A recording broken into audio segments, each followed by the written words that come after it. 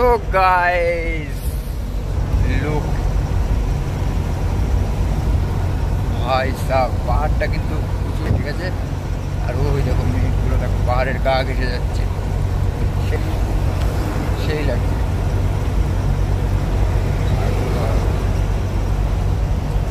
अरे हम है, ये हमारा गाड़ी है और ये कलकत्ता दिल्ली हाईवे है, ठीक है ना बाबू। একটা পাহাড় আছে, সেই জায়গা, সেই সেটা ভাঙা লাগে আমার এইদিকে আসতে, সত্যি কথা বলছি, শোনো বিরাট লাগে, ঠিক আছে। তো চলো আর কি, ওয়েদারটা বেশ জমদার লাগছে, ঠিক আছে ওয়েদারটা। আরে দেখো সব লঙ্কা আসছে, লঙ্কা মধুপুর কা লঙ্কা হ্যাঁ বাবু। তো চলো ওইখানটা একটু হল্ট করবো, একটু হল্ট করে টায়ার ফায়ারগুলো একটু চেক করে নেবো, ব্যাস তারপর আবার টান চলে যাবো, ঠিক আছে। তো চলো। সো গাইস চলে এসেছি ঝাড়খণ্ডের সেকেন্ড টোল, ঠিক আছে। সেকেন্ড টোল, এই টোলটার নাম সঠিক বলতে পারবো না, জায়গাটার নামও আমি বলতে পারবো না, কারণ এই দিকটা আমি চিনি না অতগুলো, বুঝলা তো। তোমরা যদি কেউ চিনে থাকো অবশ্যই কমেন্ট করে বলে দিও যে এই জায়গাটার নাম কি এবং এই টোলটার নাম কি, ঠিক আছে। এই দেখো এই toll, national highway authority in India, এটা তো জাস্ট ওইটা তো সব টোলেই লেখা থাকে, কিন্তু টোলটার নাম এখানে দেওয়া নেই,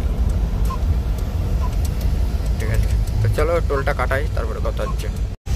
সেকেন্ড টোল পার করলাম 6:58, ঠিক আছে, মানে 7টায় বাজে। ধরো ধীরে সুস্থে যাচ্ছে, অত উল্টো পাটা নেই না, সন্ধ্যাবেলায় খালি হবে যেহেতু। গাড়ি সব এখানে দেখো সব লোড, মানে গাড়ি সব লেগে আছে, হয়তো রাত্রিবেলায় ঘুমিয়েছে, এখনও উঠিনি, যাই হোক একটা কিছু হবে। তো চলো আস্তে আস্তে যাওয়া যাক টুকটুক। তো গায়ে ঝাড়খণ্ডের এই সাইডটায় কোনো একটা অনুষ্ঠান হচ্ছে আজকে, বুঝতে পারলা, মানে গান বাজনা সব হচ্ছে, তারপরে সব দেখছি পুজো করতে যাচ্ছে, হ্যাঁ মহিলারা সব। তো যাই হোক একটা কোনো অনুষ্ঠান কিংবা পুজো আশ্রয় আছে এদের, হ্যাঁ। তো জানি না যদি কেউ জানো, আজকে হচ্ছে তোমার 4 সেপ্টেম্বর, ঠিক আছে, আজকে ধরো এই অনুষ্ঠানটা হচ্ছে। তো এই ভিডিওটা কবে আসবে আমি বলতে পারছি না, তবে আশা করি 10 তারিখের মধ্যেই আসবে। এই দেখো এইগুলো সব ধরো লোকজন, এইগুলো সব হচ্ছে অনুষ্ঠান হচ্ছে, ওই দেখো গান হচ্ছে, দেখি এই দেখো মহিলারা সব। সো বড় ভাই চলে এসছি আমাদের সেই ঘাটির রাস্তায়, বুঝতে পারলো না, চলে এসছি ঘাটির রাস্তায়। সামনে সব পাহাড়, আর ঘাটিটা মনে হয় 10 থেকে 15 কিলোমিটার, না অত হবে না, 8-10 কিলোমিটার মতন হতে পারে, ঠিক আছে। তো করে দেবো নিউট্রাল, অ্যান্ড গাড়িটা যখন যাবো রে বাবারে, গাড়িটা যখন নামবে ক্লাস একদম পা দেওয়া যাবে না, আরামসে যাক, নিউট্রাল করে দিয়েছি, ঠিক আছে। তো চলো দেখি নিউট্রালে আস্তে আস্তে নামাবো, যখন না পারবো তখন গিয়ার দেবো, ঠিক আছে। এখন যেটুকুনি আছে এই যে স্পিড দেখো 60, আরামসে চলবে। 60-এর 65 অবধি যাওয়া যায়, মানে 65 অবধি কন্ট্রোল করা যায়, ঠিক আছে। এবার শ্যাটেল যদি তুরন্ত তোমার স্পিড বেড়ে যায় তখন গিয়ারে নামানো আমার মনে হয় ভালো হয়, ঠিক আছে। আর বেশি ব্রেক ইউজ করলে, এইসব রাস্তায় ঘাটের রাস্তায় বেশি ব্রেক ইউজ করলে না তোমার হচ্ছে ব্রেক শু চলে যাবে, এবং মানে টায়ার গরম হয়ে টায়ার উড়েও যেতে পারে, পকেটও কেটে যেতে পারে, ঠিক আছে। তো যেটুকু জানি সেটুকু বললাম। তো চলো আস্তে আস্তে যাই, আর এদিক দিয়ে চলো জঙ্গল, আর সামনে একদম পাহাড়। তো চলো আস্তে আস্তে যাই। তো ভাই সাহেব দেখো শুধু পাহাড়টা দেখো ভাই, পাহাড়টা দেখো, ঠিক আছে। এইবার আস্তে আস্তে ব্রেকটা হালকা পা দেওয়া লাগবে, ওই দেখো ওই গাড়িটা ব্রেকে পা দিয়েছে, আমারও একটু ব্রেকে পা দেওয়া লাগবে হালকা, ঠিক আছে। এইসব জায়গায় গিয়ারে নামানো যায় না, আবার ব্রেকও চাপা যায় না, ঠিক আছে, এই হচ্ছে ব্যাপার। তো চলো আস্তে আস্তে যাওয়া যাক, দেখি কত দূর যাওয়া যায়। সো ভাই সাহেব কথা হচ্ছে এইসব ব্রিজ যেগুলো উঠছি না এখন, এইগুলো কিন্তু আমি এর আগের বার যখন এসছিলাম তখন এই নিচ দিয়ে আমি গিয়েছিলাম, ঠিক আছে। আর এখন এই ব্রিজটা চালু হয়ে গেছে। তো চলো ভাগ্য ভালো, আজ এই ব্রিজের ওপর দিয়ে যাচ্ছি, প্রথম বউনি। তো চলো।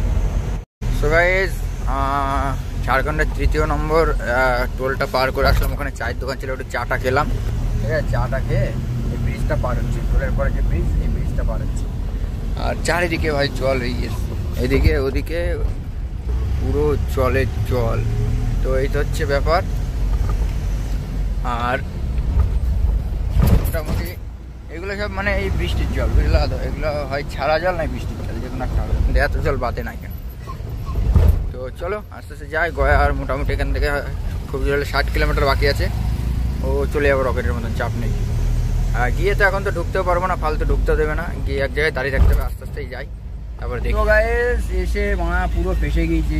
দেখো সকালবেলায় মানা জাম, দেখেছো কিরম জাম, পুরো জ্যাম আর জ্যাম। আর এই দেখো এও কাঁচামালের গাড়ি, এই দেখো পান যাচ্ছে, মনে হয় পান নাই ফুল, যে কোনো একটা হবে, ফুল তো এইভাবে যাবে না, পানই হবে মনে হয়, ঠিক আছে। তো পান যাচ্ছে, আর এইদিকেই দেখো পুরো একদম জ্যাম, পিছনেও জ্যাম, প্রায় 4-5 কিলোমিটার ধরে জ্যাম, ঠিক আছে। তো দেখি কখন এই গাড়িটার পেছনেই যাবো, মানে সবজির গাড়িটা, এই পানের গাড়িটার পেছনেই যাবো, কারণ এর হুটোপাটাটা বেশি আমার ছাড়া। এর পিছনে গেলে আমি বেরিয়ে যেতে পারবো, এর পিছনে বেরিয়ে গিয়ে ওই দিক থেকে এখান থেকে মনে হয় খুব জোরে 10-20 কিলোমিটার মতন কিংবা 10 কিলোমিটার মতন হবে। বর্ডারটা পাস করে গয়ার রাস্তা ঢুকে গেলে দাঁড়িয়ে পড়লাম, কোনো চাপ নেই। সো গাইস দেখো পুরো লাইন জ্যাম, এই লাইন ওই দিকটা শুধু ফাঁকা আছে, বাদ বাকি সব জ্যাম। এদিকে পুরো একদম ওই শেষ অব্দি দেখা যাচ্ছে না আর কি, ঠিক আছে ভাই। এই সিঙ্গেল রাস্তার জন্যে পুরো একদম জ্যাম ছিল, বুঝতে পারলা তো। আমি একটা ভিডিও দেখলাম এখনই, তোমার নাম নিচ্ছি না, তবে বড় ভাইয়ের বাজার খুব খারাপ চলছে, ঠিক আছে। 4 টনের বাজার অতটাও খারাপ না, যতটা মানে ধারদিনাগরে যতটা কিস্তি চলছে। তো বড় ভাইকে এইদিকে ডাকবোই কিনা সেটাই ভাবছি। আমাদের এইদিকে একটা কি বলতো, যতদিন নাজিরপুর মানে আমাদের এইদিকের এলাকার এই দিকটা আছে, কলা যতদিন আছে ততদিন ভালো বাজার। কলা শেষ হবে সবজি চালবে, সবজি চালবে শেষ হবে কলা চালবে, যেমন কলা সবজি এখন দুটোই চলছে। এইটা শেষ হবে শীত করবে, বাঁধাকপি ফুলকপি এইসব চলবে, ঠিক আছে। ওটা শেষ হবে আবার আম চলবে, আম শেষ হবে আবার পটল চলবে, পটল শেষ হবে আবার কলা চলবে। রানিং ঘুরেই আছে, ঠিক আছে। তো সেই কারণে অসুবিধা হয় না, টুকটাক করে কিস্তি আমরা তুলে ফেলি। কিন্তু শিলিগুড়ির ওই সাইডে একটু অসুবিধা হচ্ছে, 12 ফুটের গাড়ি তো শুকনো মালেও হবে না। তো যাই হোক কোনো ব্যাপার না। কার ভিডিও দেখেছি এবং কার নিয়ে বললাম সেটা তোমরা একটু কমেন্ট করে বলো, ঠিক আছে। তো আমারও ধার দেনা করে দিতে হয় মাঝে মধ্যে, ধার দেনা এখনও করিনি, ফেল রেখে দিচ্ছি মানা কিস্তি, কারণ আমার আগে ঘরের থেকে টাকা দেওয়ার মধ্যে নেই। বাল গাড়িও তুলতে পারবে না, একটা করে দিয়ে রানিং কিস্তি দিয়ে রাখছি। আর ওই ওভারডিউ হচ্ছে, ওভারডিউ বহু টাকা হয়ে গিয়েছে। তো ব্যাপার হচ্ছে কিস্তি ফেল রাখো একটা করে, ওর মানে সিভিল ঠিক উঠে যাবে, ঠিক আছে। গাড়ি যেদিন শোধ হবে অটোমেটিক সিভিল উঠে যাবে। সিরাম তো আছে মা, 0 সিভিলে মা লোন দিচ্ছে, ঠিক আছে। একটু ডাউন পেমেন্ট হয়তো বেশি লাগে, 14 লাখের গাড়ি হলে 4 লাখ ডাউন দিতে হবে, 10 লাখ লোন হবে, তবে হবে, ঠিক আছে। তা ব্যাপার হচ্ছে সিভিল নিয়ে ভেবো না, যে যেমন চলছে তেমন চলো। যদি কোনো ফাইন্যান্সিয়াল লোক দেখে গান আমার মারবে ভালো মতো। তো যাই হোক চলো, অসুবিধা নেই। জ্যামটা ছেড়ে যাচ্ছে, এই দেখো টুকটুক করে আগাচ্ছি। 1 নম্বরেও দিয়ে দিতে পারছি না, 2 নম্বরে দিয়ে ক্লাস ধরতে হচ্ছে, বাড়া চারিদিকে সমস্যা গুরু, ঠিক আছে। চলো আস্তে আস্তে যাই। ভাই আমি মনে করছিলাম শুধু আমাদের লাইনটা হয়তো জ্যাম আছে, বাট দেখো ভাই সাহাব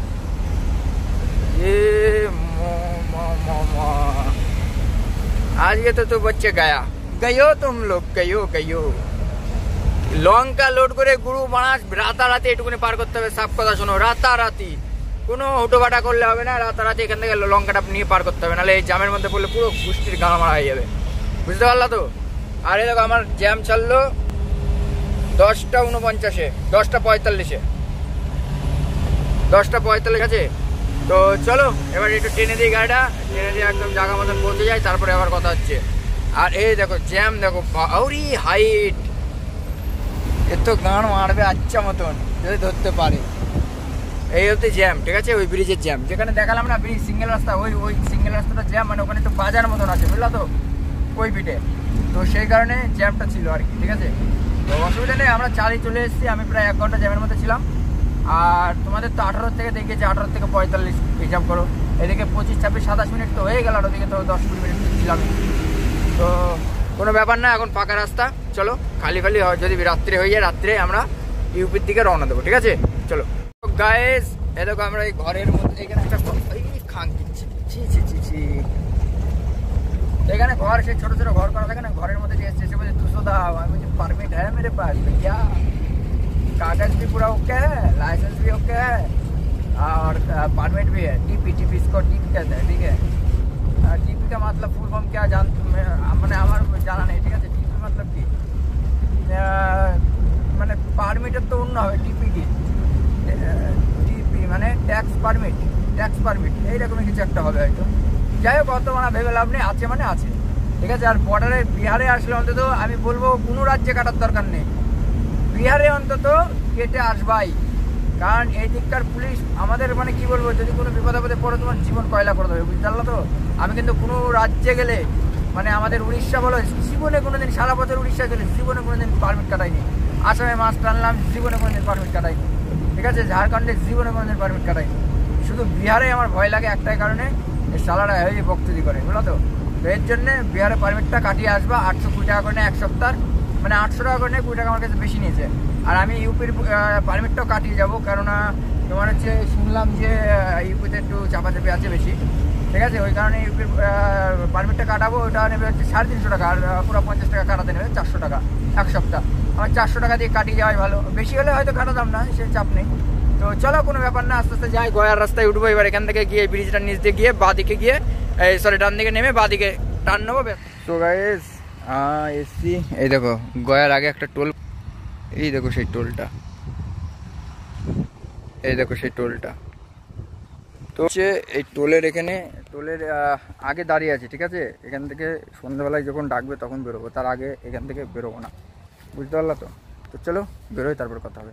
সো গাইস এই দেখো এখানে লাগিয়ে রেখেছি, এবার এখান থেকে খাওয়া দাওয়া করবো, রান্নাবান্না করে, আর এই পুকুরে ছান করব, ছান ধান করে রান্নাবান্না করে, আগে রান্নাবান্না করবো তারপরে ছান করবো, করে টোরে নিয়ে খাওয়া দাওয়া করে টান টান ঘুম দেবো, ওকে বলবো জেগে থাক, ঠিক আছে।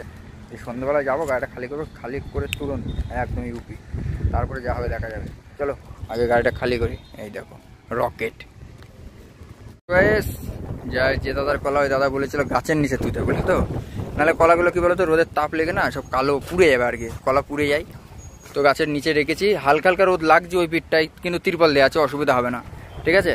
আর আমরা রান্নাবান্না করবো এখানে খাওয়া দাওয়ার জন্যে। তো হয়তো আশা করি পরের ভিডিওতে দেখতে পারবে রান্নাবান্নাটা। শুকনো থাক, আমি দেখছি। এই দেখো সব কিনে নিয়ে এসছে সরঞ্জাম, আজ সোয়াবিনের তরকারি হবে, কিছু অন্য কিছু করিনি। তো এইখানটাই সব ঠিকঠাক করে ফিটিং করে, একটু তিরপলটা শুকিয়ে যাবে এখন হাওয়ায়, তারপরে এখানে রান্না করবে গুরু।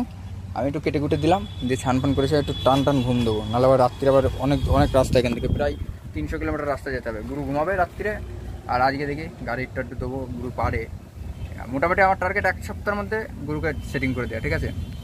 এবার চেষ্টা করবো কি হয়, তো দেখা যাক, অসুবিধা নেই। আর আমার ফটিক বন্ধু যতক্ষণ বলেছে, ফটিক বন্ধুর কথা তো আমি ফেলি না, যাই হোক করতে হবে। তো রান্নাবান্নার জন্য সরঞ্জাম ঠিকঠাক করে গুছিয়ে নিই, তারপরে কথা হচ্ছে। সো গাইস আমাদের রান্নাবান্না কমপ্লিট হতে চললো প্রায়, আমাদের সোয়াবিন রান্না হবে আজকে গুরু। তো ভাতের মধ্যে ভাতটা প্রায় হয়ে যাওয়া বোঝা যাচ্ছে না, একটা নরম একটা শক্ত এরকম। আর আলু ভালো কাটছে গুরু, সব চাল দিয়েছিলাম 2 কেজি, তোমাদের তো বললামই সব। আর এটা হচ্ছে সোয়াবিন, ঠিক আছে গুরু। ভাত নামিয়ে ফেলি বুঝলা, ওই যে সব গাইস খাওয়া দাওয়া শুরু করলাম কেবল, ঠিক আছে। আমার বলতেই ভুলে গিয়েছি, সোয়াবিনের ঝোল, ওই যে ভাত, ওই সোয়াবিন, ওই যে আর লবণ একটু কম হয়েছে তাই লবণ দিয়ে খাচ্ছি। একদম গাড়ির মধ্যে বসে বসে ফ্যান চালিয়ে দিয়ে আরামসে খাচ্ছি পুরো, একদম বাড়ির মতন, কোনো চাপ নেই, হেডেকই নেই। বেটার একদম গুরু, বাড়ির থেকে বেটার, আনন্দ করতে কিরকম